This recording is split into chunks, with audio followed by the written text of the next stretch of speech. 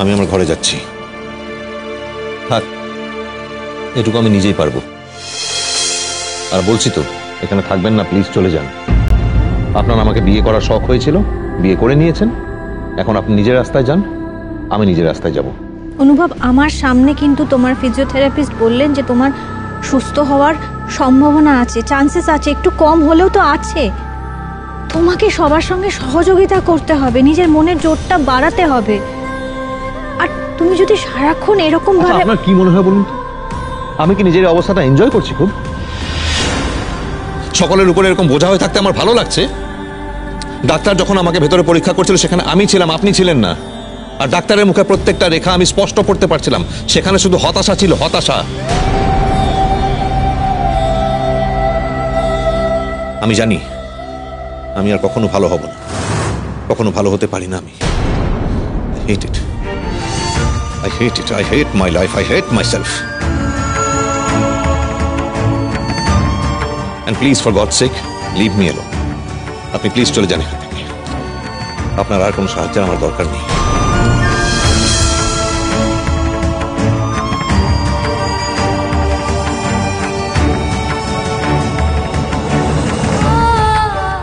ভেঙে পড়ো না মা, এ তো সবে লড়াইয়ের শুরু। তোমার তো ভেঙে পড়লে চলবে না। আমি ভেঙে পড়ব, আমি ভেঙে পড়ব। অনুভবের জীবন থেকে সমস্ত নেগেটিভিটি আমাকে দূরে সরিয়ে রাখবে। আরে বাবা, কি হচ্ছে আমি তো কিছু বুঝতে পারছি না। অনুভব যখন ওকে সহ্য করতে পারছে না, তখন কেন ওকে বারবার অনুভবের কাছে পাঠাচ্ছ? এতে হিতে বিপরীত হবে না তো? অনুভব আনন্দীকে কেন সরিয়ে দিচ্ছে তুমি বুঝতে পারছো না অপর্ণা?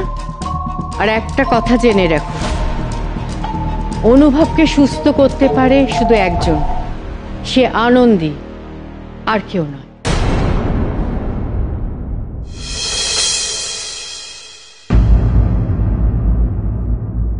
তুমি যাও, আমি দিয়ে দেবো। কিন্তু স্যার তো আমাকে বললেন ঘরে থাকতে। আমি বলছি তুমি যাও, কোনো দরকার হলে আমি তোমাকে দেবো, ঠিক আছে?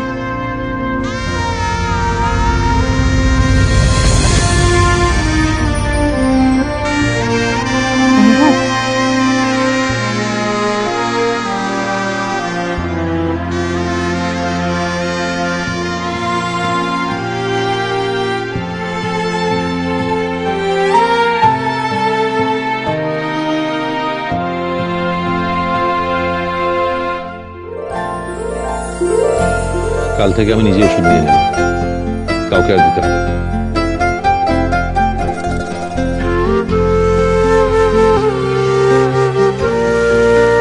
আমি জানি তোমার মনের মধ্যে কি চলছে, বুঝতে পারছি। আমি জানি যে তুমি কারোর ওপর নির্ভর করতে চাও, আমার ওপর তো নয়। বিশ্বাস করো, আমিও চাই না যে তুমি কারোর উপর নির্ভর করো, কিন্তু তার জন্য তো তোমাকে লড়াইটা করতে হবে। তুমি আমাকে যতই খারাপ কথা বলো না কেন, তোমার থেকে আমি কোনোদিনও দূরে যাব এক মুহূর্তের জন্য। তাতে তোমার মনে হতে পারে যে আমি তোমার উপর দয়া করছি, করুণা দেখাচ্ছি, এটা আমার মাহাত্ম্য।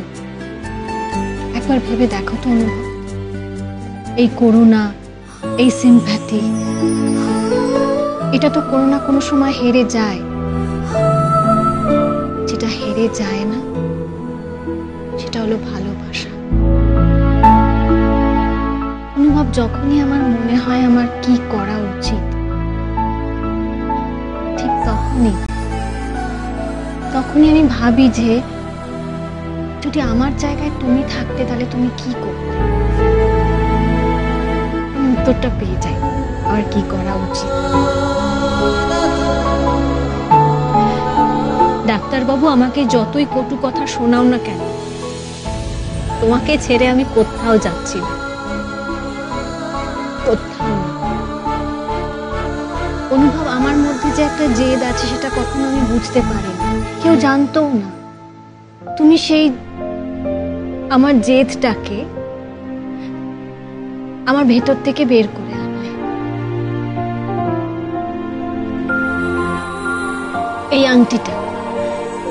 এই আংটিটা তুমি একদিন আমাকে ভালোবেসে পরিয়েছিলে।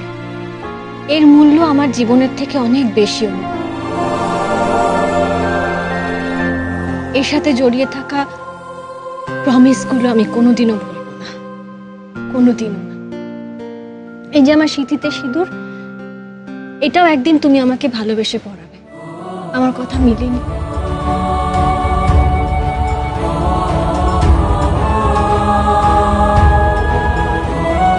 মনে আছে এই আংটিটা একদিন আপনি আমাকে অবহেলা করে ফিরিয়ে দিয়েছিলেন? আমি কিছুদিনের সময় চেয়েছিলাম আপনার কাছে, তখন আপনি একবারও জিজ্ঞেস করেননি আমি সময়টা কেন চেয়েছিলাম। আমাকে অন্য একজনের দিকে ঠেলে দিয়েছিলেন। তখন কোথায় ছিল আপনার এই জেদ, আপনার এই রাগ? তখন দেখাননি কেন নিজের এই জেদ? তাহলে হয়তো আজকের এই দিনটাই আসতো না।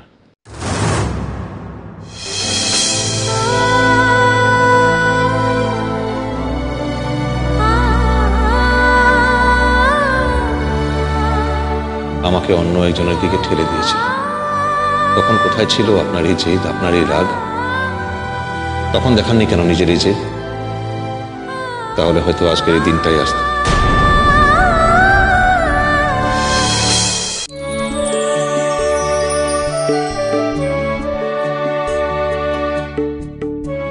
শক্তি দাও ঠাকুর, ওর মনে জোর দাও, যাতে ও সব সময় মনে মনে ভাবে যে ও একদম ঠিক হয়ে যাবে। ওর মধ্যে সেই ইচ্ছেটা জাগাও।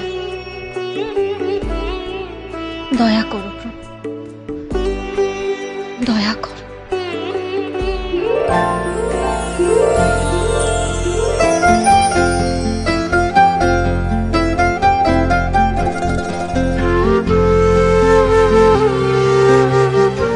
ম্যাডাম গান গাইছেন?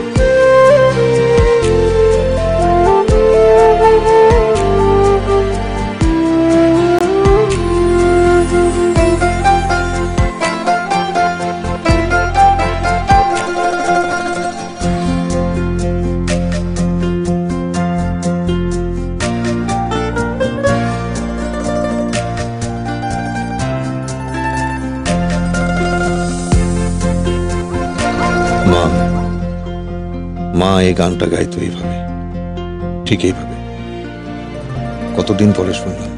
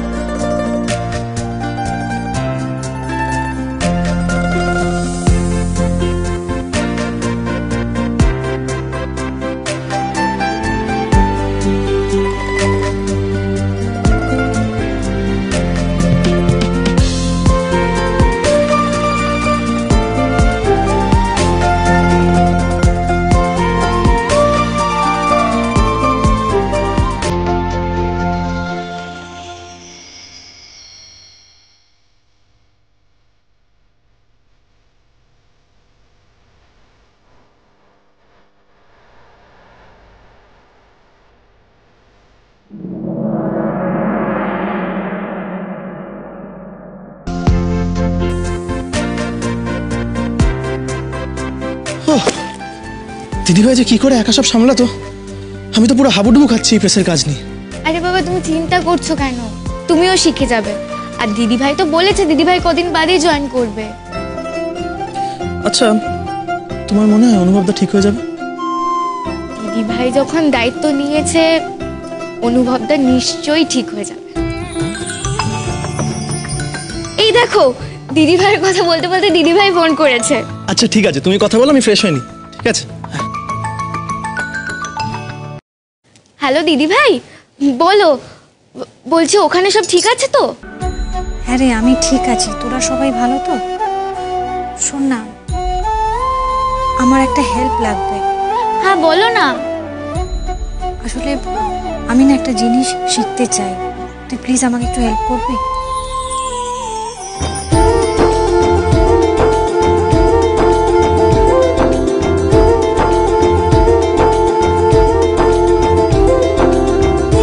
একদম শিওর, আমি কথা বলে রাখছি কাল থেকে। Thank you.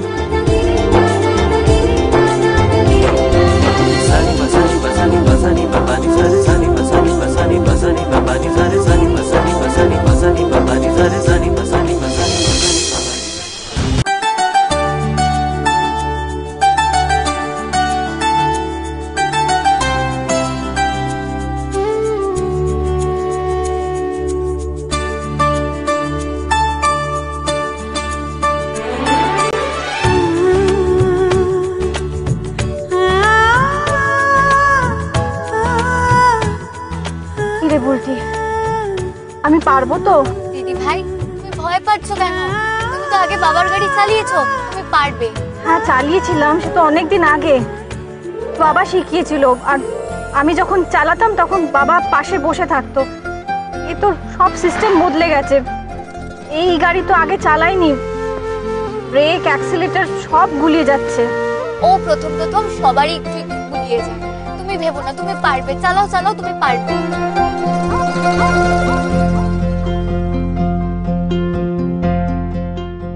এই তো হচ্ছে, পারবে পারবে। তুমি একবার দুবার ঠিক করে প্র্যাকটিস করলে তুমি দারুণ গাড়ি চালাবে দিদি ভাই। তুমি একদম চিন্তা করো না। জানো তো দিদি ভাই, আমার কিরকম অ্যাডভেঞ্চারের মতো মনে হচ্ছে। তোমার ভাই শুনলে না ভীষণ হিংসা করবে আমাকে।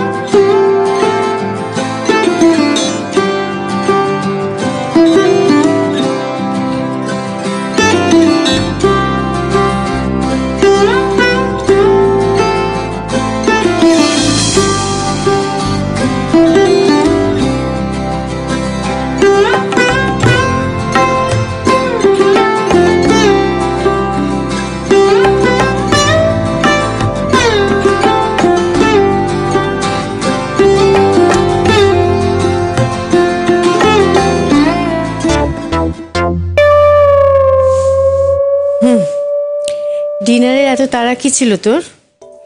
আনন্দী এলে একসঙ্গে বসতে পারতিস। আবার কি কথা? এতগুলো বছর আমি আনন্দীর সঙ্গে ডিনার করেছি নাকি? না, আনন্দী আমার সঙ্গে ডিনার করেছে। এতগুলো বছর কি করেছিস না করেছিস সেটা ভেবে তো এখন আর কোনো লাভ নেই। তখন আর এখনের মধ্যে অনেক ফারাক আছে। হ্যাঁ, ফারাক তো আছেই। তখন ডক্টর অনুভব মৈত্র নিজের পায়ে হাঁটাচলা করত, আর এখন হুইল চেয়ারে বসে বসে তার দিন কাটে। না, এটা ছাড়াও অনেক ফারাক আছে, সেটা তুই জানিস অথচ বলছিস না। সেটা কিন্তু আমি জানি।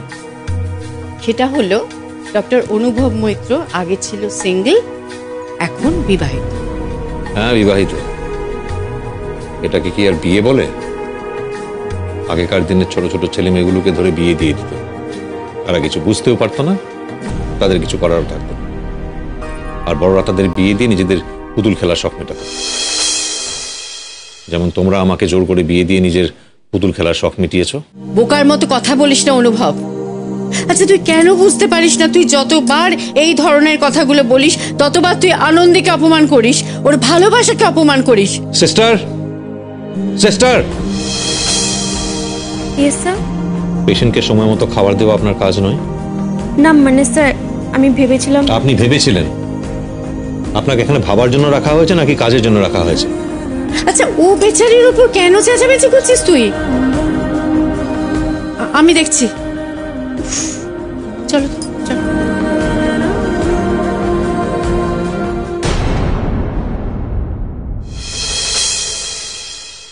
আশ্চর্য, আমি কেন আনন্দের কথা ভাবছি, কেন আমি অপেক্ষা করে আছি ওর জন্য?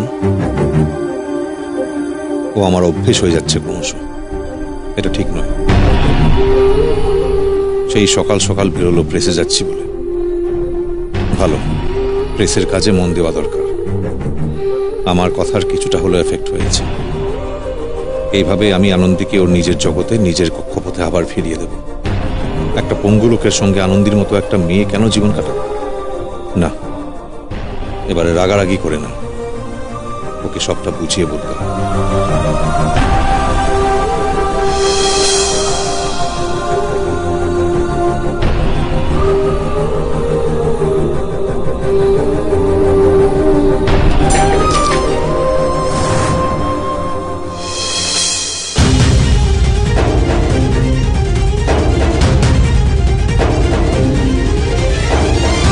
পারবে, তুমি পারবে অনুভব, নিশ্চয়ই পারবে। অ্যাটলিস্ট তুমি চেষ্টা করছো। আমাকে শুধু নজর রাখতে হবে যাতে তুমি পড়ে না যাও।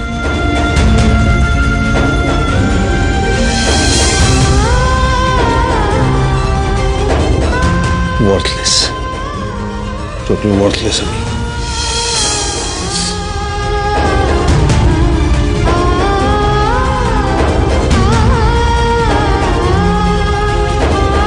পিসিমণি, মাসি, তোমরা কোথায়? একটু এসো না প্লিজ।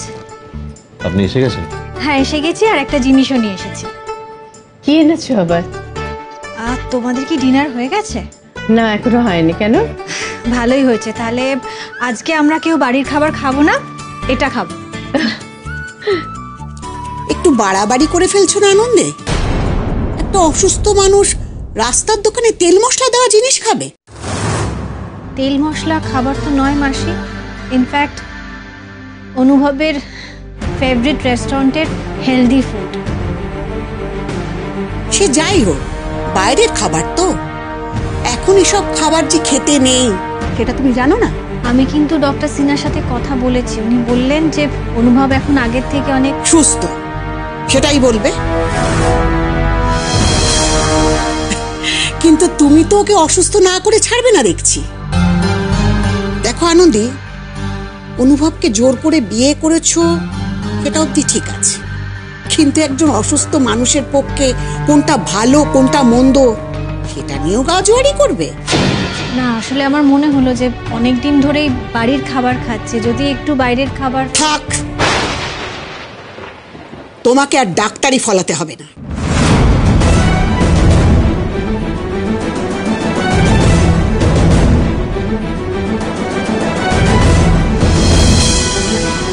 আপনি এখানে দাঁড়িয়ে দাঁড়িয়ে কি দেখছেন? কতক্ষণ হয়ে গেল বলছি খাবার দিন। খাবার দেওয়ার হলে দিন, না হলে বলে দিন। আমি ঘরে চলে যাচ্ছি। না স্যার হয়ে গেছে, স্যার হয়ে গেছে। 1 মিনিট স্যার, 1 মিনিট।